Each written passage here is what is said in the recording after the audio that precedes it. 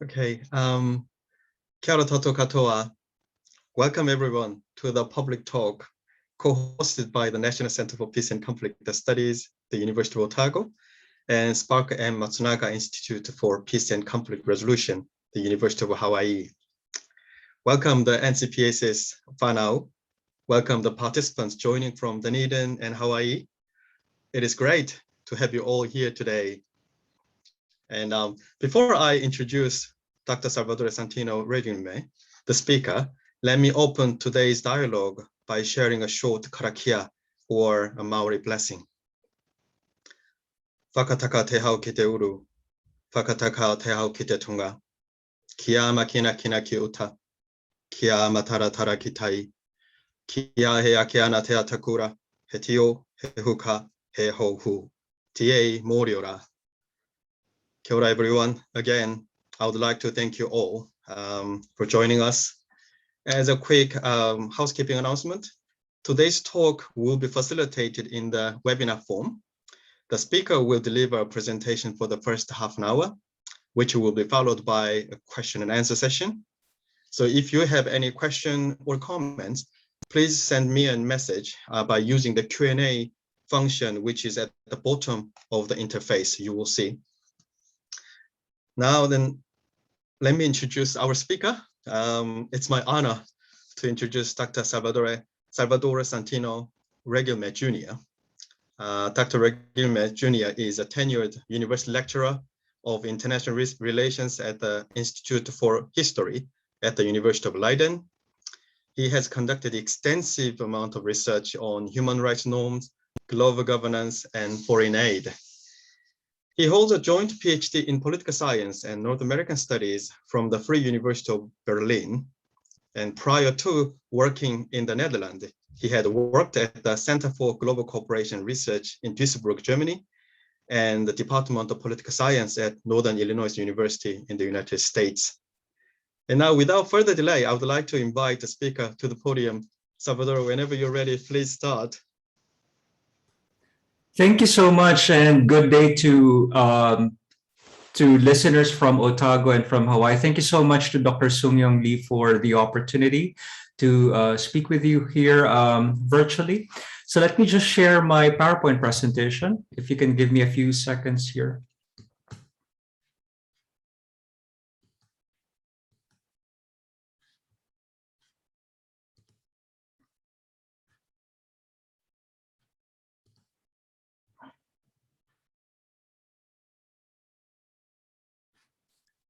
Can you see the PowerPoint presentation? Yes. Okay. We can see the presenter's view, Salvador. You'll have to swap displays at the top. Okay, so how do I do that? Up at the top left, you have Intro, User Slideshow, and the next one is Swap Displays. Swap displays.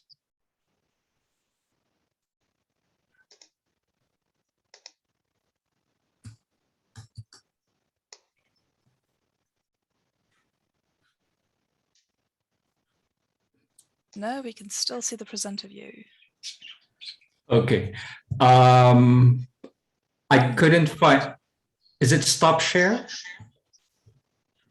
Salvador, I think at the top, on your left-hand side, at the top, there is the first icon shows end show. The next one is use slideshow, and the next one is swap displays. And if you can click it.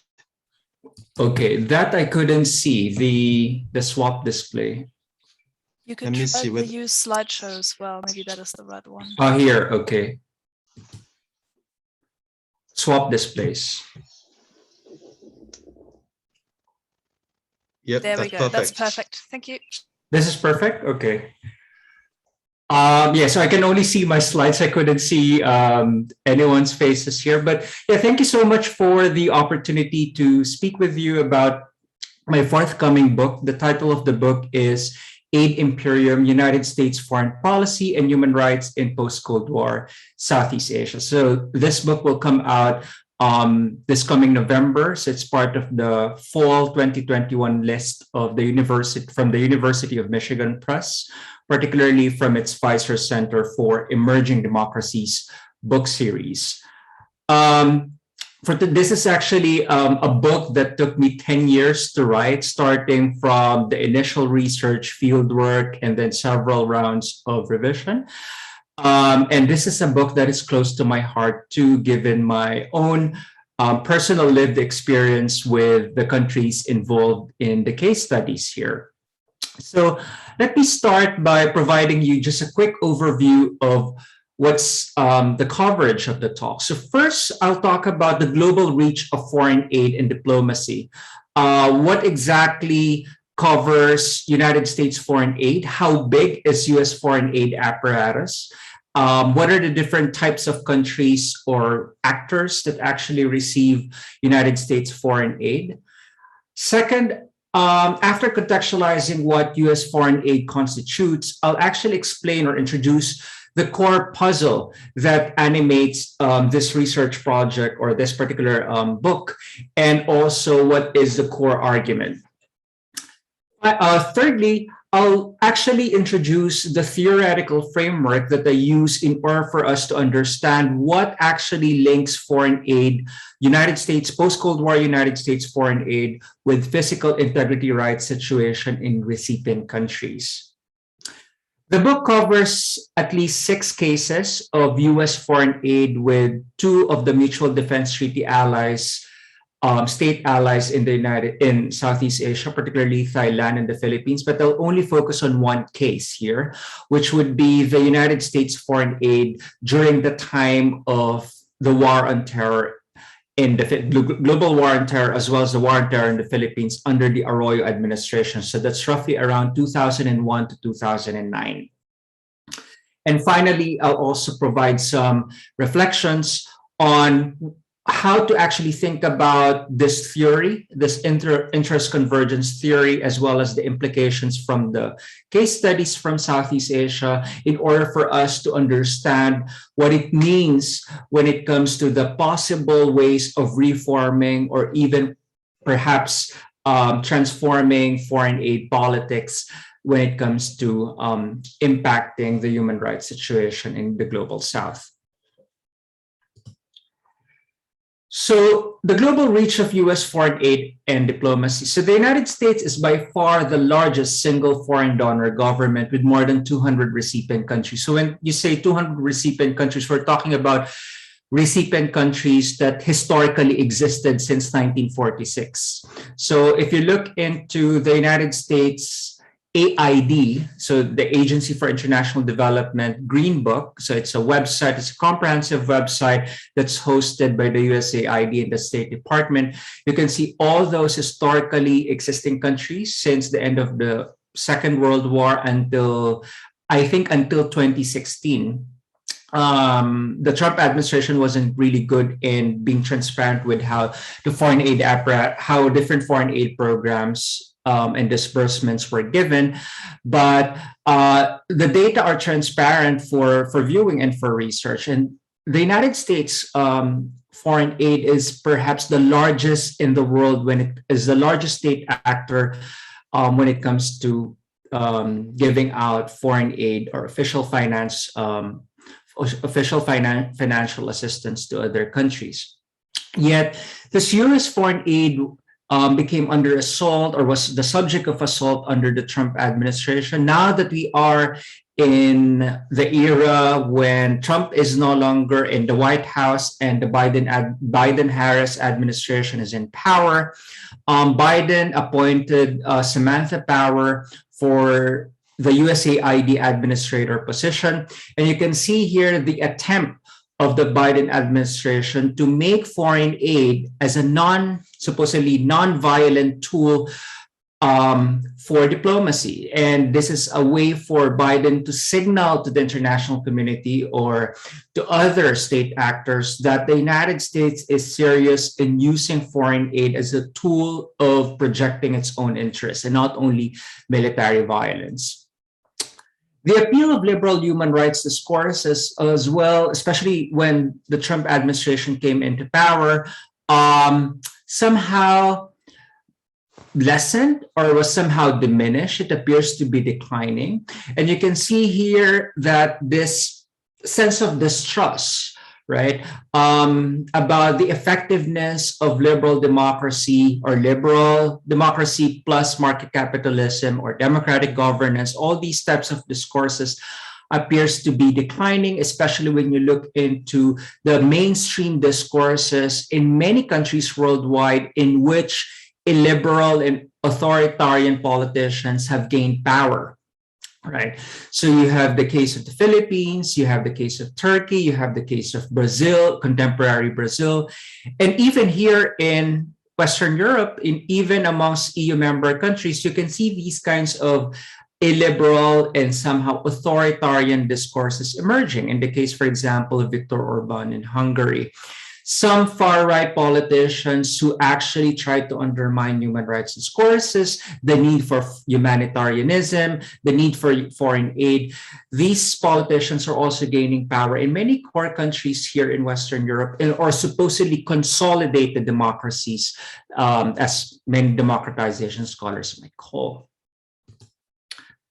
Given this kind of global context, the core puzzle of the book is about the relationship between foreign aid and human rights. More often than not, specifically the liberal democracies in the global north, particularly the United States, the United States has always been committed in using human rights discourses to justify foreign aid as a form of intervention in the global south. This has been the case, especially starting since 1970s under the Carter administration, and in recent years, this actually emerged in varying forms. The Clinton administration somehow used this form of democratic peace discourse in which you use democracy in order to, you promote democracy in order to stimulate or to actually foster global peace. This was the kind of normative justification that was used in the 1990s.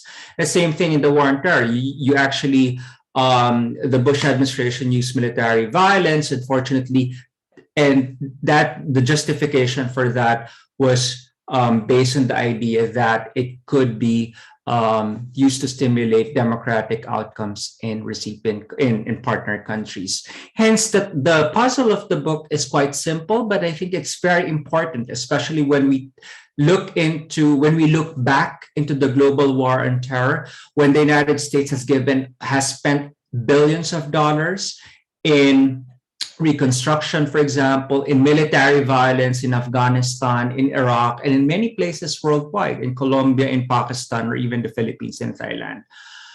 This foreign aid, the core question of the book core puzzle constitutes two constituent questions. So first, does foreign aid undermine human rights in recipient countries? And second, if so, how and under what set of conditions does it impact human rights outcomes, particularly physical integrity rights? I focus instead on physical integrity rights, or the freedom of the human person from extrajudicial killings, enforced disappearances, physical harassment, and torture.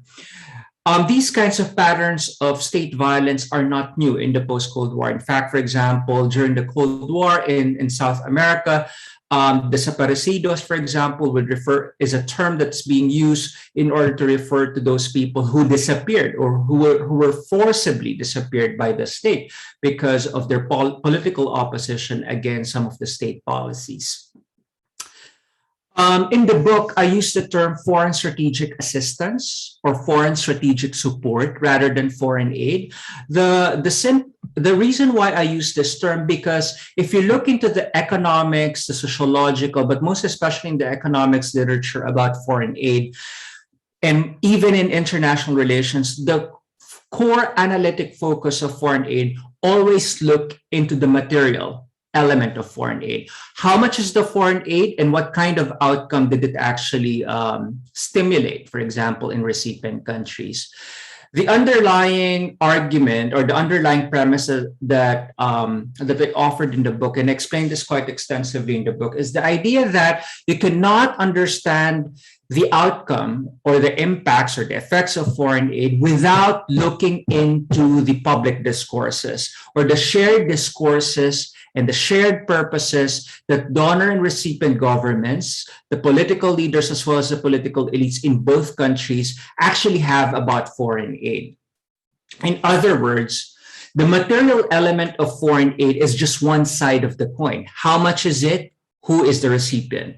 The other side of the coin that is left, I would say, underexplained in the literature would be the shared discourses. What is the purpose of foreign aid there? Right. The core argument that I offer in the book is that donor and recipient governments' converging interests, together with the domestic legitimacy of the recipient government, shape the purposes of foreign aid programs and domestic policies. So essentially what I argue in the book, or what I demonstrate in the book, is that foreign aid is neither good nor bad for recipient countries. It's just that. It's foreign aid, it's an amount of money that you give. Or if it's military aid that we're talking about, these are particular weapons, but the question is, how are you going to use them? And this question of how are you going to use them, for which purpose, refer to the non-material element of foreign aid. And this non-material element, this ideational element, is something that is underexplained in the multidisciplinary foreign aid literature. And that's exactly the reason why how Aid Imperium seeks to intervene in this kind of scholarly debate. There are several contributions of the book, but I'd like to highlight some of them here for the purposes of the talk. First, as I've mentioned before, I'd like to demonstrate the relationship between ideas and discourses vis-a-vis the material conditions of foreign aid, rather than just, looking at which one is more important. Is it idea or is it about the amount itself? I'll give you an example. So for instance, if you look into the USAID Green Book, there's an amount that is given for physical infrastructure. So building public infrastructure such as roads, for example, building roads, and let's say, money that is actually allocated for public buildings. Now, there's a big difference if you look into that amount depending on the time period. If you look at it at the amount during the time of the 1990s, in the immediate post-Cold War years, that amount was really for economic development, because that was the shared discourse of the Clinton administration and many recipient governments worldwide, that if it's declared as an economic aid program, particularly for public infrastructure, it was really about you build a road in order to stimulate economic development and easier trade within that particular region of the country. Whereas if you look into, at least in the cases that I look into, in many cases also outside of Southeast Asia, when it's declared as public infrastructure project during the global war on terror from 2001 to 2009, and of course one can argue we're still in the global war on terror, although in a different form, you can see that these kind of projects are, you build a public infrastructure, but it was really meant for militaristic purposes. A lot of these public infrastructure projects will be geared in those conflict-ridden countries, in that this particular road project will be in facilitating the effective operations, the military operations of the recipient government, but as well as the US military. So you can see that the difference here. If you just look into, it's actually non-military aid, it's actually about public infrastructure, without looking into the shared purposes, without looking into the overall context, then we miss the bigger aspect of the puzzle about foreign aid's impact. The second contribution of the book is about the political agency of Global South actors. If you look into the different policy literatures and even scholarly literature about foreign aid, or even if you just look into Twitter, and many people are talking about Afghanistan and United States foreign aid, United States intervention, many of the kind of discourses that we often hear undermine or dismiss the agency of Global South actors, as if Global South actors are passive and docile actors waiting to be transformed by an external intervention such as United States foreign aid. What I argue and what I highlight in the book is that, in fact, when we look into the effects of foreign aid, we have to look into the shared discourses as well as the political agency, not only of the donor government, those in the White House, in the USAID, its partner companies, for example, but also we have to look into the political elites. And when I say political elites, we're not only talking about those donor governments, but also the partner elites in the recipient countries. So, because in a lot of ways, these political elites in recipient countries also negotiate and chart their political trajectories with powerful actors in the global north. And this kind of contribution in the debate is something that is part of the global IR approach, that when we look into international relations, when we look into the study of when we study global politics, we shouldn't just assume that global south actors are passive actors. They actively shape their own political trajectory. And in a lot of ways, they try to strategically localize their interests in ways that are adaptive to the most powerful state actors. The third contribution here is that I'd like to offer a causal story that maps out the mechanisms that link US strategic assistance and physical integrity rights in recipient countries. A lot of literature often see a lot of these correlations between foreign aid and democratization, foreign aid and economic development, foreign aid and, for example, high on the economic condition or economic outcome in recipient countries. But more often than not, they don't really see what are these causal mechanisms that link this independent variable, foreign aid, to the outcome variable, which is physical integrity rights. And finally, a lot of the earlier generation of research on human rights in international relations in Southeast Asian region, but less so nowadays, would be the idea that it's a bit more a lot of the area studies literature tend to be atheoretical or somehow not really committed to providing theoretical contributions to the general literature on the region. Now, the question is, does foreign aid undermine human rights? And the question is, where does this puzzle come from? So as you can see here in this slide, the x-axis, so the scale 1, 2, 3, 4, and 5. So this is an aggregated data from the political terror scale in the USAID Green Book. So the political terror scale is one of the gold standards for cross-national data on human rights. So it measures in a particular country how pervasive are extrajudicial killings, practices of torture, and enforced disappearances. How pervasive are they?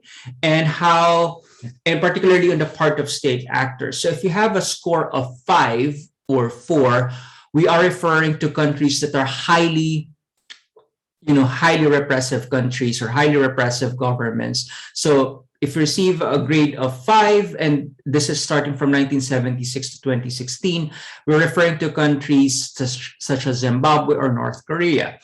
If we are referring to a country such as 1, right, these are countries that tend to experience very rare occurrences of political murders, torture, and political imprisonment.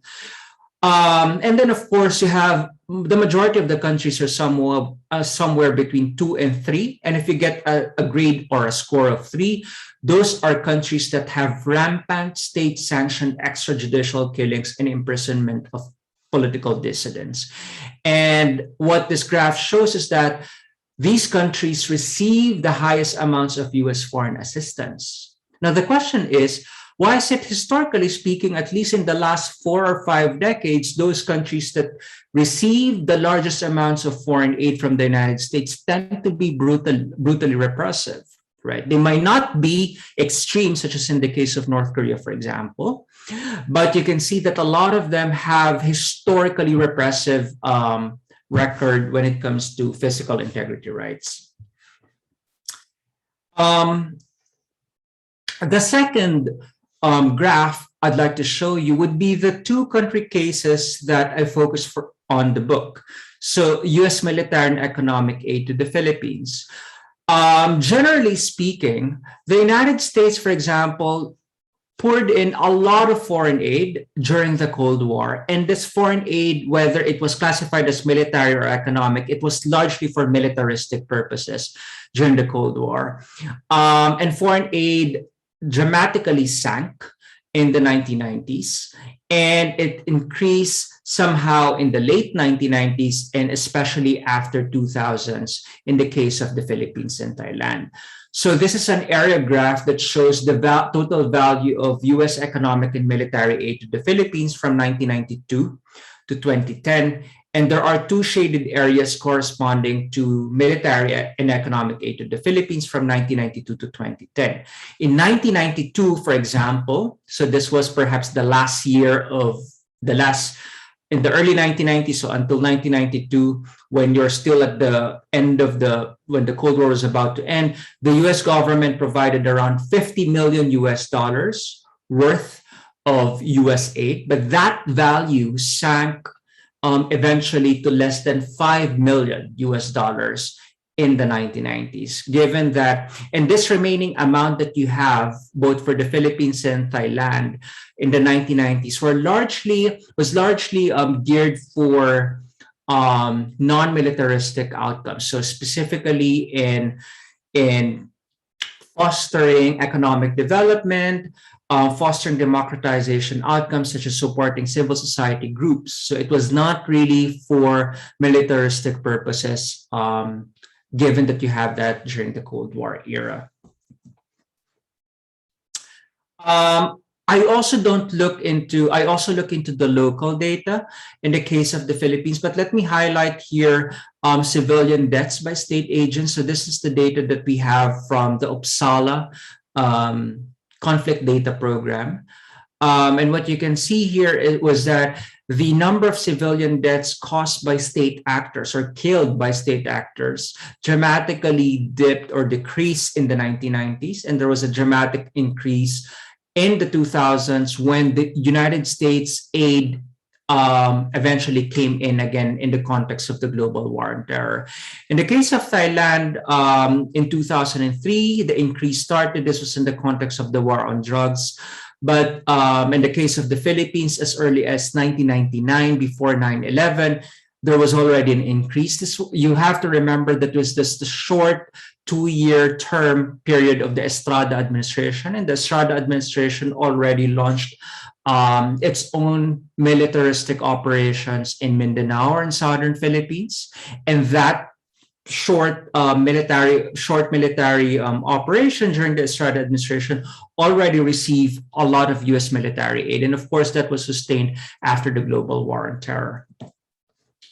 The next slide zooms into the case of the Philippines, and particularly on the approximate average number of political killings per year. And this data, as explained in the book, comes from the data from different non-government sources, civil society groups in the Philippines, particularly from Karapatan, which would be the coalition of human rights groups.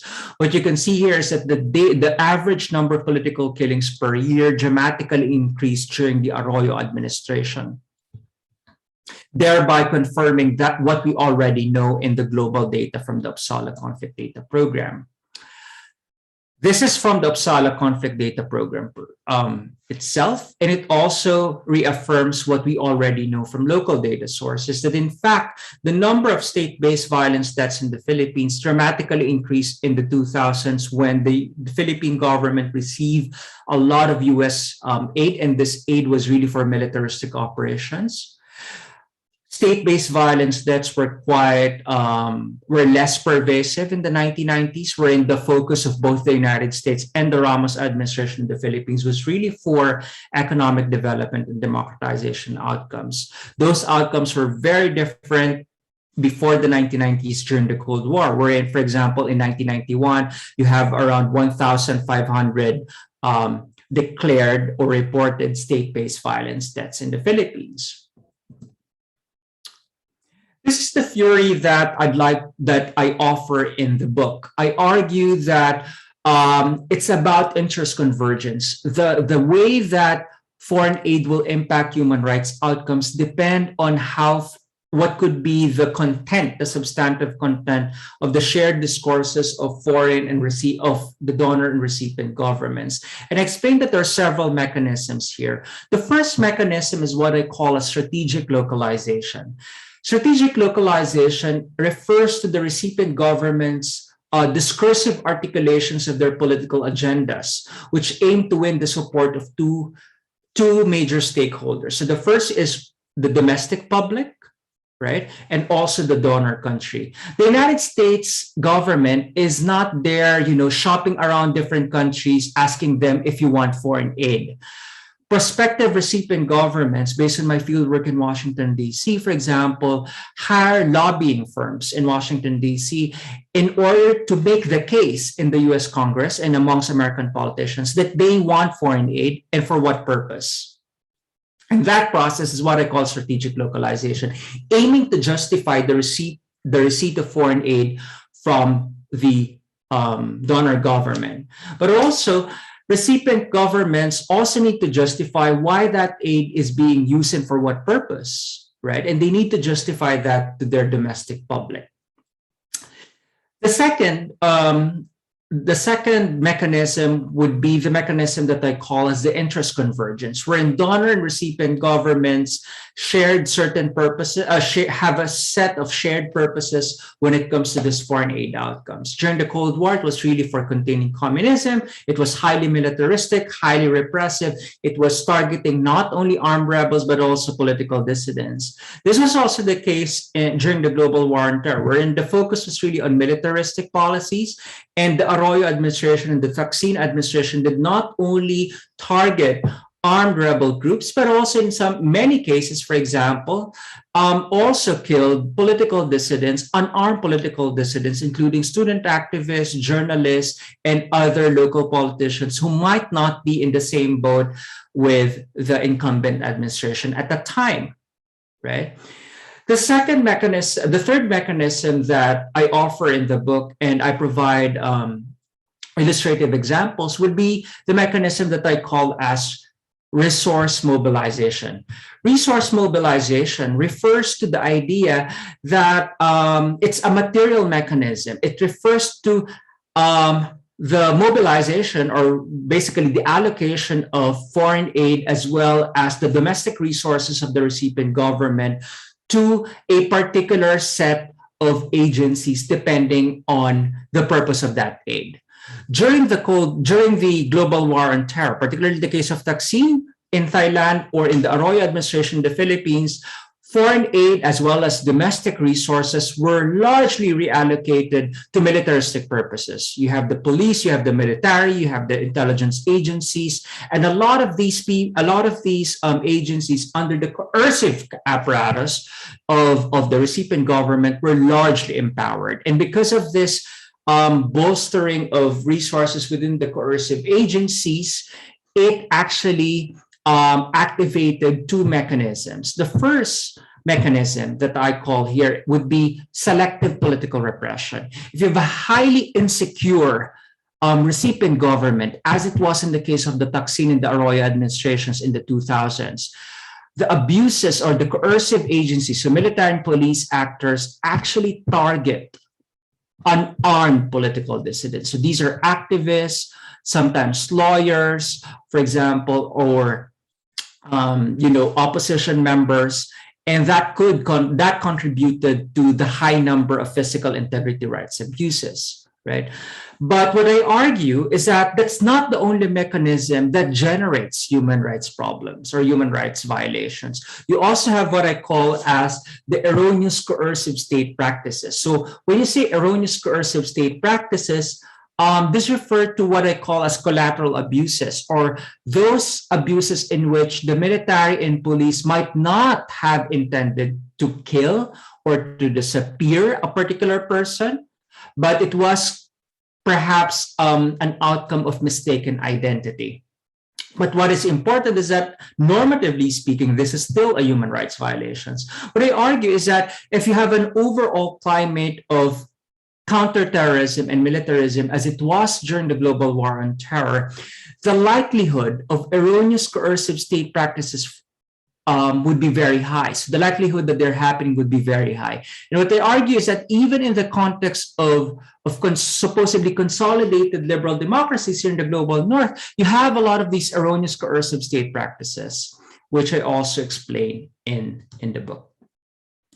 So just to provide a preview, these are just some of the empirical cases that I actually talk about in the book. So they're divided into several chapters. But for the purposes of the book, I focus on the presentation, I focus on the war on terror in the Philippines from 2001 to 2009. In this case, 2001 and 2009, as well as in Thailand, there was a lot of foreign aid coming from the United States. The powerful and donor government strategic purpose for that was counterterrorism and militarism. But the recipient government, as it was in the case of Thaksin and Arroyo administrations, have very weak legitimacy.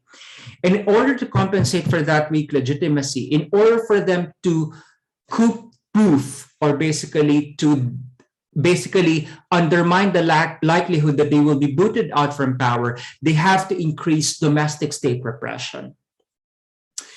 Together with the culture of impunity, this contributed to a highly repressive regime, and therefore contributing to pervasive human rights outcomes in recipient states. So I think I only have 5 minutes left. I'd like to just zoom into this mechanism. So let's go into the Arroyo Strong Republic. So as we all know, the Philippines is one of the mutual defense treaty allies of the United States in the Asia-Pacific region, including South Korea, for example, Japan, as well as Australia and New Zealand. The Philippines was a former colony of the United States. English and Filipino are the official languages. And during the Arroyo administration, Arroyo was a US-educated politician. It actively lobbied in Washington, D.C. to convince the U.S. government that terrorism in Southeast Asia is operationally linked to the Al-Qaeda terror network. Let me just highlight here some of the discourses of both Bush and Arroyo. So Arroyo said in 2002, and I quote, "The war on terrorism does not distinguish between ordinary terrorists and those espousing a political ideology. We will wage war against criminals, terrorists, drug addicts, kidnappers, etc., and those who terrorize factories that provide jobs," end quote. This was a blanket statement, and in fact, even if you were just an unarmed political dissident, you go out in the street and basically oppose the policies of the government, one can say, and within this kind of context and in all the patterns of discourses of the Arroyo administration, you can be targeted as a political dissident and therefore a target of the war on terror. In the case of Bush, the Bush government, the Bush administration also provided arbitrary discretion on the part of the recipient government, in the case of the Philippines, to discern who exactly are the opponents. And I quote Bush here, "I'm willing to listen to President Arroyo. I'm willing to work with her in any way that she wants to. We've had a discussion about Abu Sayyaf. She's got a clear vision about how to fight Abu Sayyaf, and let her speak for herself. But the Philippines are a great ally. They're close friends, and we will cooperate in any way she suggests in getting rid of Abu Sayyaf and other threats." And of course, on the part of the US, it turned a blind eye on the various types of human rights abuses, but it was happy enough to actually provide foreign aid and political support in the recipient government as long as the armed rebels were being targeted. And in that way, one can say that the interest convergence of donor and recipient government were not full. It was partial. They're happy enough to target armed rebels, but on the other hand, the recipient government was busy doing other things, particularly repressing also unarmed political dissidents. The second mechanism would refer to resource mobilization, and this refers to the influx of U.S. counter-terror aid. And I quote Arroyo here, "When I first became president in 2001, I inherited a commitment of military assistance from the U.S. of $1.9 million only. Today," and this was at around 2004, "today that American assistance to our military support is now $400 million. And still counting. In other words, from $1.8 million as entered our presidency, our security relationship with the United States today is worth about $400 million and still counting, because we are now a major non-NATO ally of the US, and other assistance and priorities go with that," end quote. That is extremely important, because what you have to remember in the economics literature and foreign aid, but also in practice, foreign aid is a fungible resource, which means to say that it is somehow, compared to, for example, if you have domestic resource, so monies that were generated out of taxation, that money is usually accounted for with different types of public accountability mechanisms. Whereas if you have foreign aid, particularly in the context of the global war or during the Cold War, one can say if you're the recipient government, this foreign aid could be targeted for intelligence funds. And therefore, if you tag it as intelligence funds or funds for the military, it will not be subject to strict accountability mechanisms. The public wouldn't have any chance to see how that money will be spent in detail because of security reasons or confidential reasons, for example.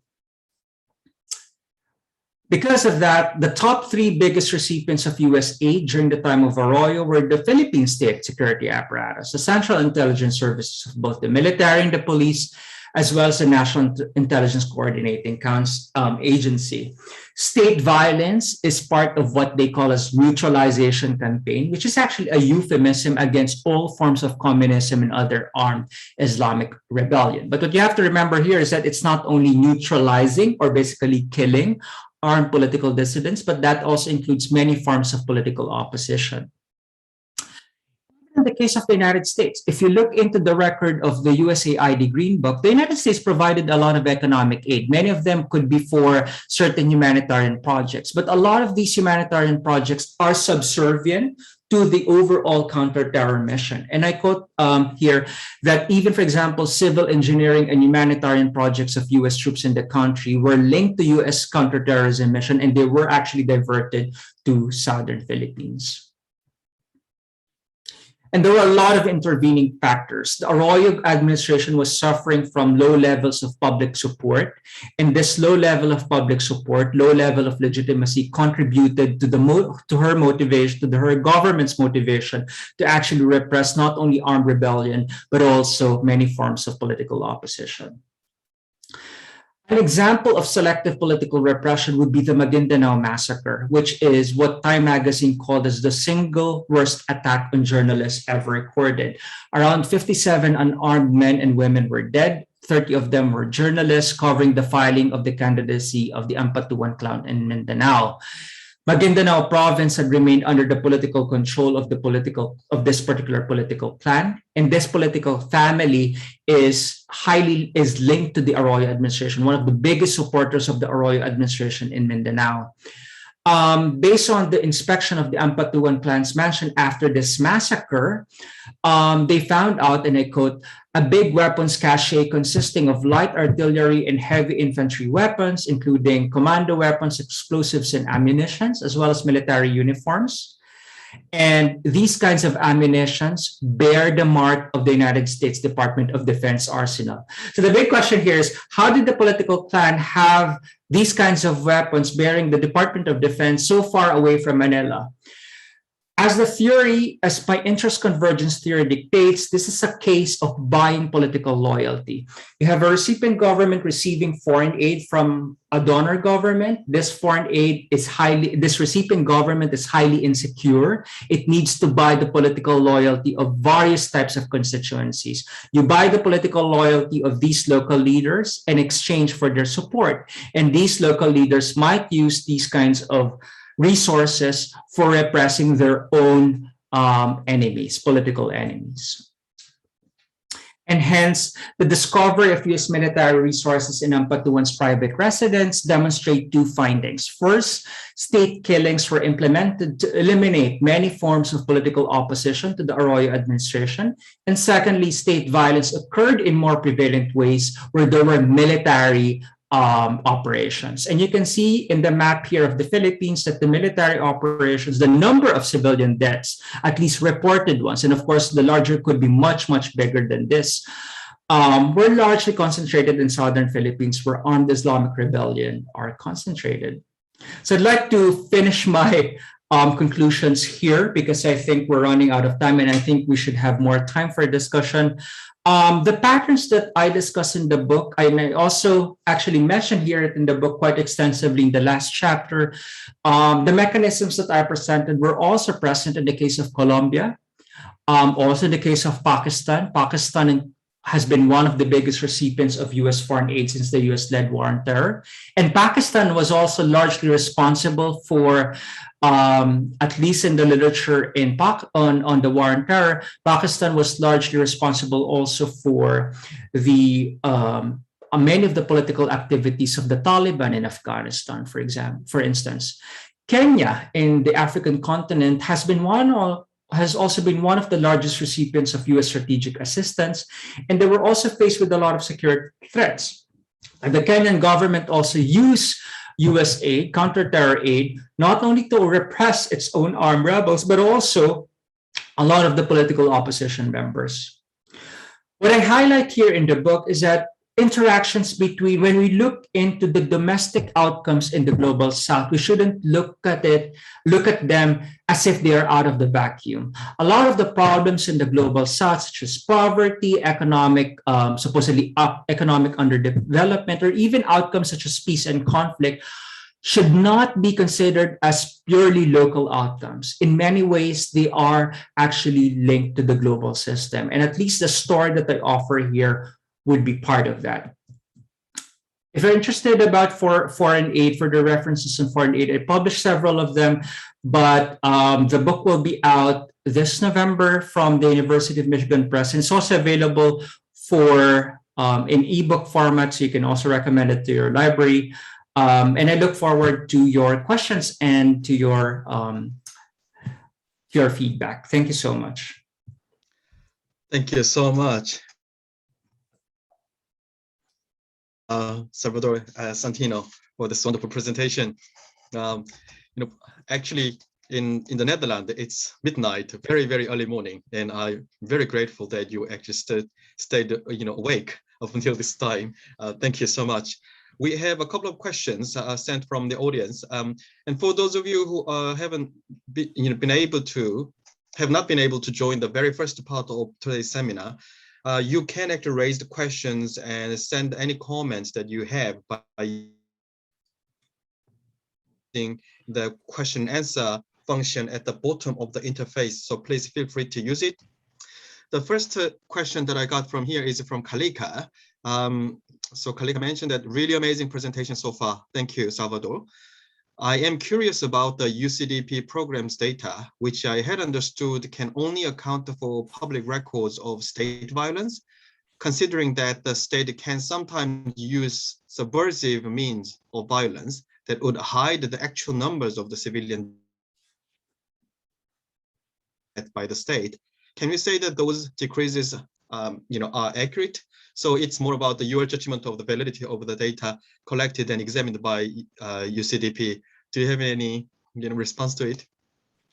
Yeah, thanks for the feedback. So the UCDP, I would say, are reliable to the extent that they look into the public records of what were reported state violations. And that is why it needs to be complemented by local data. And that's what exactly I did in the book.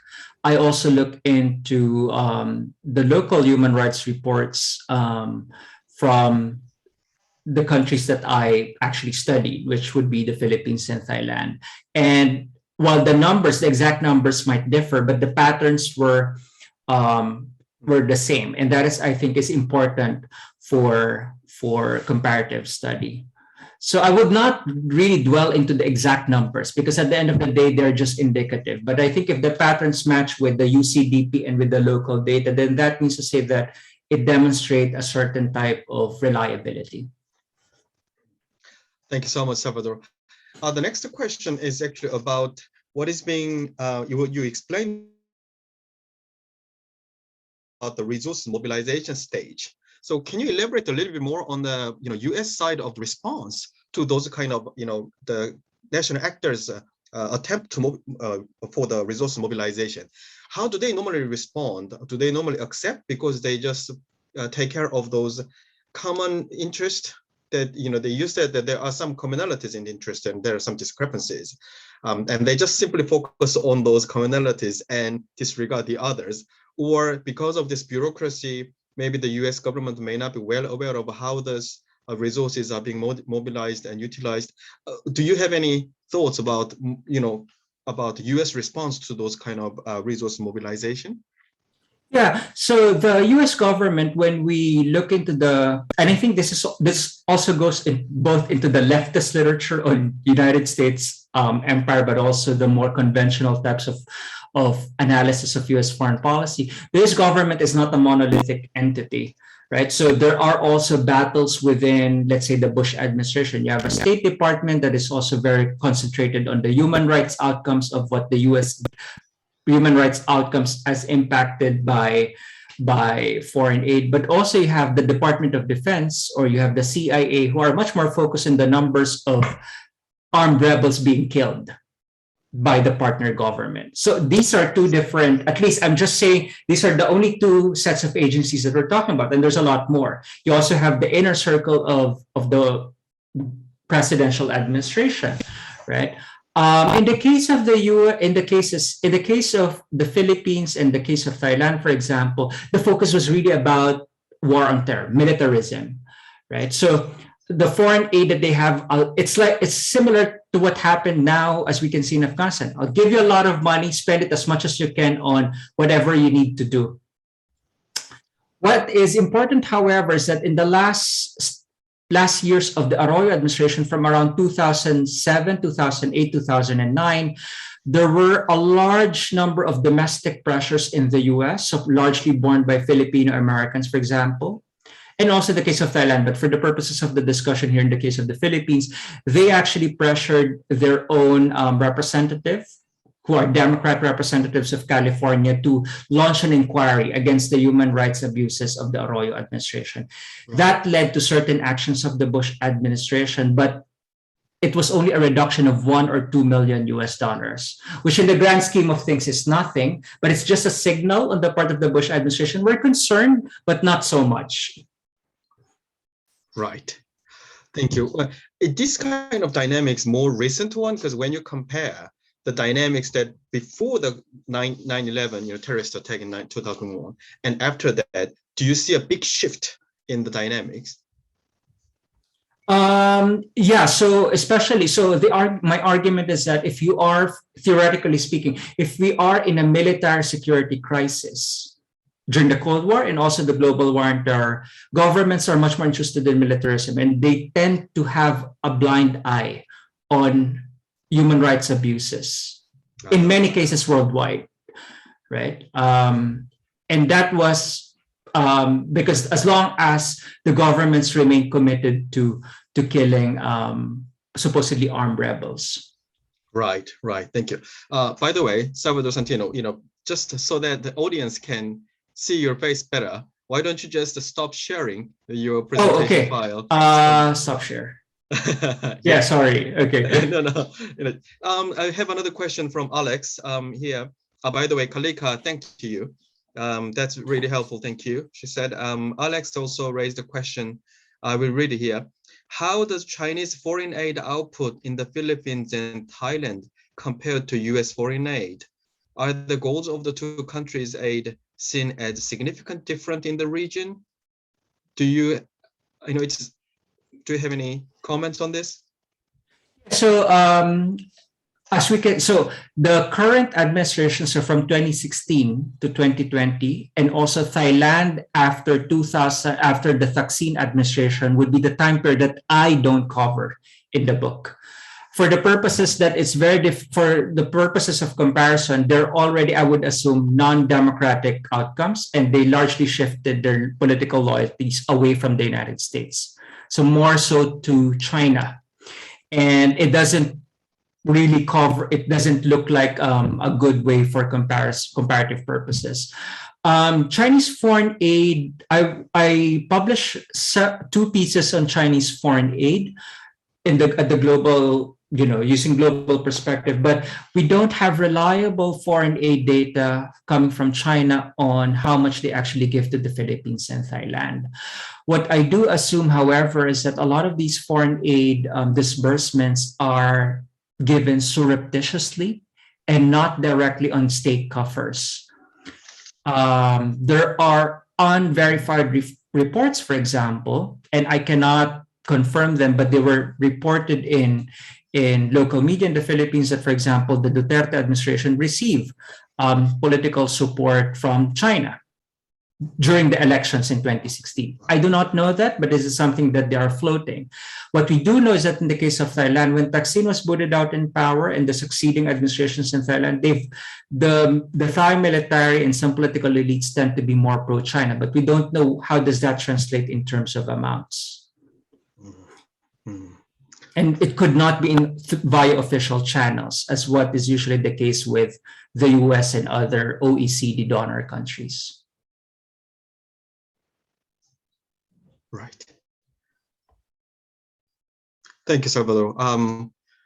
Because now, yeah, thank you so much. And Alex also, thank you. Because time is running out, probably if you have any burning question, we can have a time, set a time for another, just one more question. But otherwise, I would like to thank Salvador Santino for making his time to deliver his presentation. And so thank you. And it'll be great, for if you can give me a sign when the book is actually published so that I can send a reminder to the people who are interested in learning more about your research output. That'd be great. And then also, I would like to thank the e-conferencing team at the University of Otago, and also Jose Barzola at Matsunaga Institute, who had coordinated everything from the University of Hawaii side. And I would like to, meet you all, again in the future events of the center and Matsunaga Institute will co-host in the future. Right, so I would like to conclude today's talk. Once again, thank you so much, Dr. Regilme, for making yourself available for us. And all of you, I would like to all of you stay safe and healthy. See you next time. Thank you so much. Thank you.